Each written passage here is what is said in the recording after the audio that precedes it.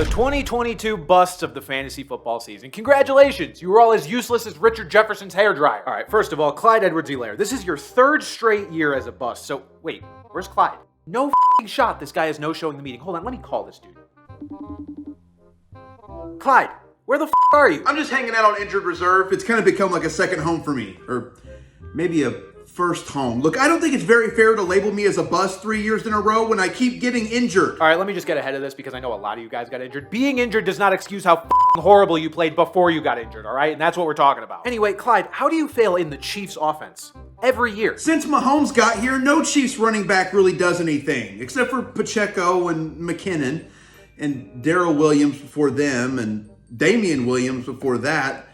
And Kareem Hunt. Damn it, Pat, why did you want me drafted here in the first place? You could have had Jonathan Taylor. I didn't ask for this. Yeah, my bad. Whatever. You know, he's right, though. The Chiefs could have drafted Jonathan Taylor. But this year, not sure it would have made much of a difference. Consensus #1 pick and consensus massive disappointment. Thank you for continuing the curse of the #1 overall pick. Hey, someone warn Eckler or McCaffrey or Barkley or whoever ends up being #1 next year that their odds aren't looking so hot. And another disaster out of Indianapolis, Michael Pittman Jr. I guess I can't blame you too much because your quarterback somehow aged more in one season than Tom Brady has in 23, but you could have helped him out a little. And then we have the guy who tried to help Tom Brady out a little and failed, Mike Evans. Come on, I finished as wide receiver 17. Is that really that bad? No, Mike, we're not doing this. You went for 48 points in week 17, ballooning your season fantasy point total when it didn't matter because you were mid for 16 weeks and none of your owners were in the playoffs. You should have finished as like wide receiver 25 this year and you were drafted as wide receiver 8. So yes, you were that bad. God, wide receivers named Mike were just not the move this year. Why am I even here? I was suspended most of the season. Yeah, we know, but a lot of people were treating you like a high upside stash that they could unleash in the fantasy playoffs. Instead, you were horrible and basically told them to suck it. But I guess we shouldn't be surprised. Unexpectedly telling people to suck it is kind of your thing.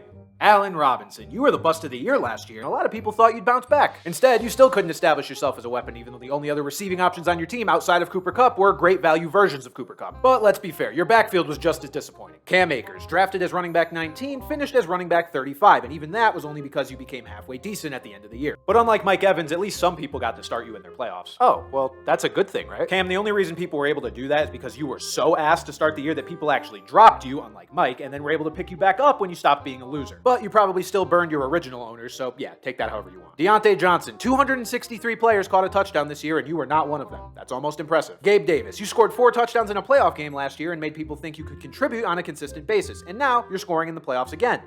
F*** you. DJ Moore, you may be the only person in history to benefit from Sam Darnold's existence, and it still wasn't enough to keep you out of here. At this point, I feel like we're still going to be talking about your potential well into your late 30s. All right, let's finish up the receivers here with a late round target that somehow produced negative value, Elijah Moore. Let me just say, Elijah, where's Elijah? You're kidding. Another no-show? What the f***?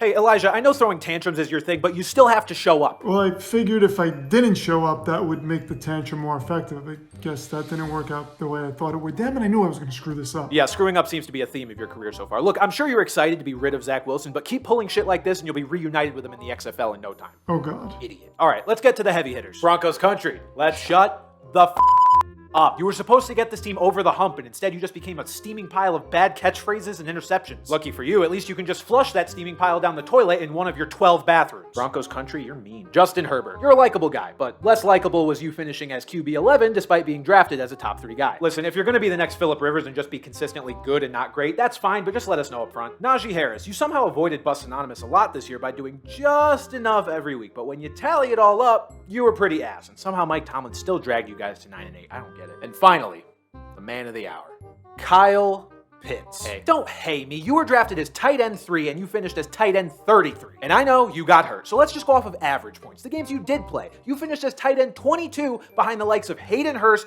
Jordan Akins, and Tyler Conklin. You've single-handedly ruined my trust in your entire position. I will never, ever draft you again. Not even if I fall to like round 6? What?